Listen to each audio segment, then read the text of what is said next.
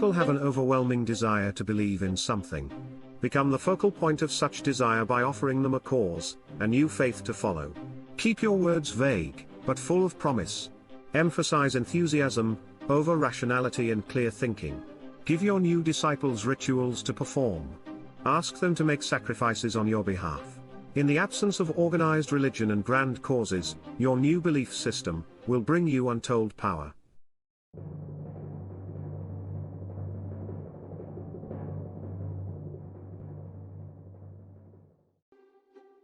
You must search for the methods that will gain you the most power, for the least effort.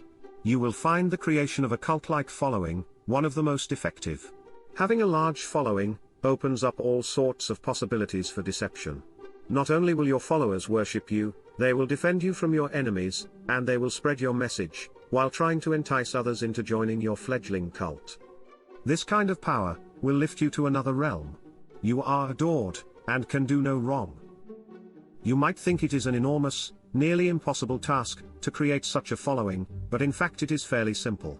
As humans, we have a desperate need to believe in something, to believe in anything. We cannot endure long periods of doubt, or the emptiness that comes from a lack of something to believe in. Always in a rush to believe in something, we will manufacture saints and beliefs out of nothing. Given the right circumstances, we can be extremely gullible. Just look at all the trends and cults that have sprung up in the past. The history of the new trends and cults that have created a mass following could fill a library. At the time, they all seemed attractive, even transcendent and divine. But after a few decades, a few years, or even months, they lost their luster and faded away. And today, they generally seem ridiculous. Because of the gullible nature of humans, there will always be charlatans among us. We find them today in all arenas of life.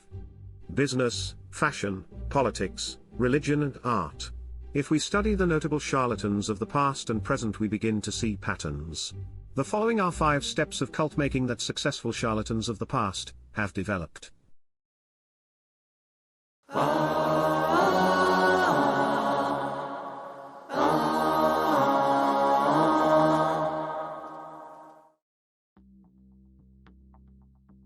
Step 1. Keep it vague, keep it simple. To create a cult, you need to attract attention. The best way to do this is through words, not actions. Actions are too clear and readable. Words are hazy and deceptive. Your initial speeches, conversations and interviews must include 2 elements. On the one hand, the promise of something great and transformative, on the other, total vagueness. This combination will stimulate hazy dreams in your listeners, who will make their own connections, and see what they want to see. Find the belief, cause, or fantasy that will make them believe, with a passion. And they will imagine the rest, while worshipping you as the healer, prophet, or genius. To make your vagueness attractive, use words of great resonance but cloudy meaning, full of heat and enthusiasm. Fancy titles for simple things are helpful, as are the use of numbers, and the creation of new words for vague concepts. All these will give you the impression of being profound, by having specialized knowledge. Done right, the combination of vague promises, cloudy but alluring concepts and fiery enthusiasms, will stir people's souls, and a group will form around you.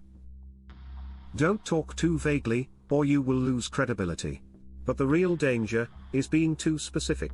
If you explain in detail the benefits people will gain by following your cult, you will be expected to fulfill them.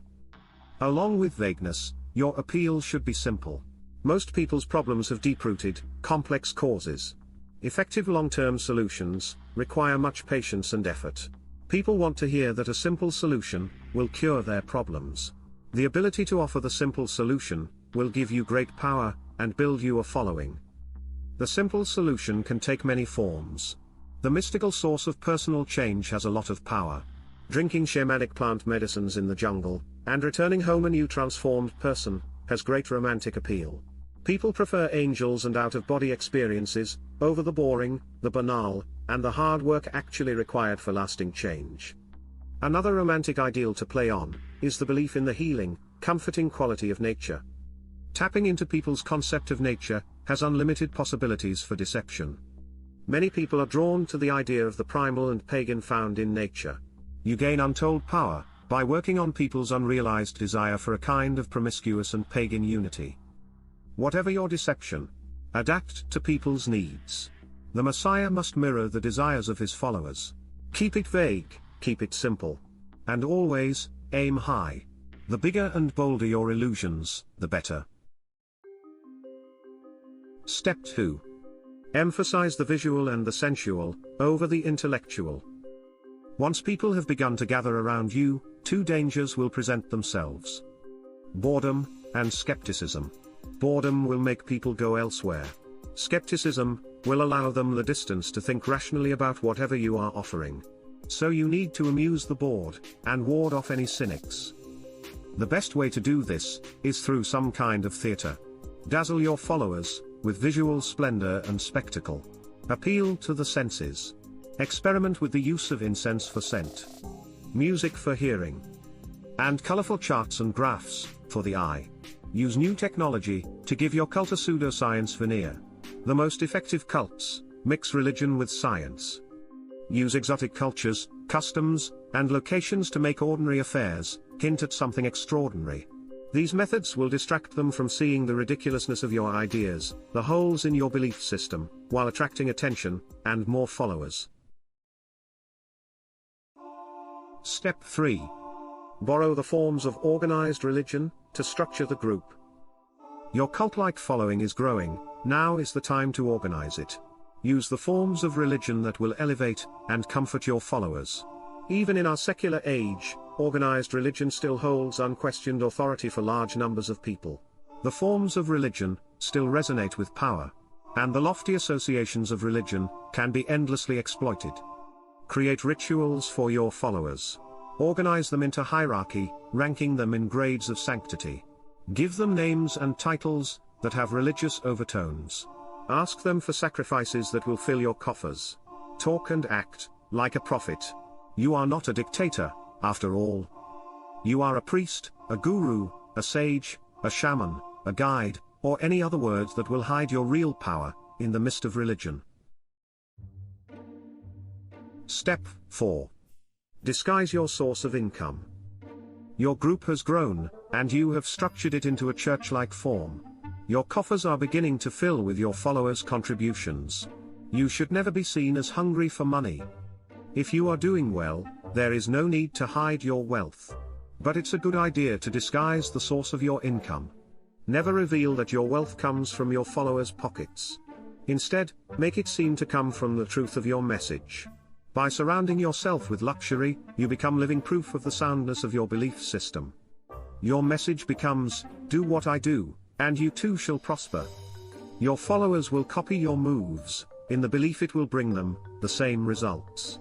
And their enthusiasm will blind them to the charlatan nature of your wealth. Step 5. Set up an us versus them dynamic. The group is now large and thriving, attracting more and more followers. If you are not careful though, inertia will set in. Time and boredom will cause your group to fall apart. To keep your followers united, you need to create an us versus them dynamic. Make sure your followers believe they are part of an exclusive club. You are all unified by a bond of common goals. Strengthen this bond by manufacturing a devious enemy who is out to ruin you. Any outsider who tries to reveal the charlatan nature of your belief system can now be seen as a member of this devious force. If you have no enemies, invent one.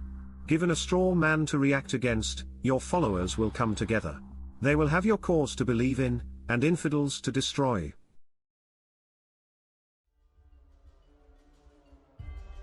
However, be aware. One reason to create a following is that a group is often easier to deceive than an individual, and turns over to you that much more power. But this comes with great danger. If at any moment, the group sees through you, you will be faced with not one person, but with an angry crowd that will tear you to pieces. In playing with a crowd you are playing with fire. So keep an eye out for sparks of doubt, or any enemies that will turn the crowd against you. When playing with the emotions of a crowd you must adapt, always attuning yourself to the moods and desires a group will produce. To be sure you are on top of everything that is going on, make good use of spies. Keep your bags packed. And always, have an exit strategy.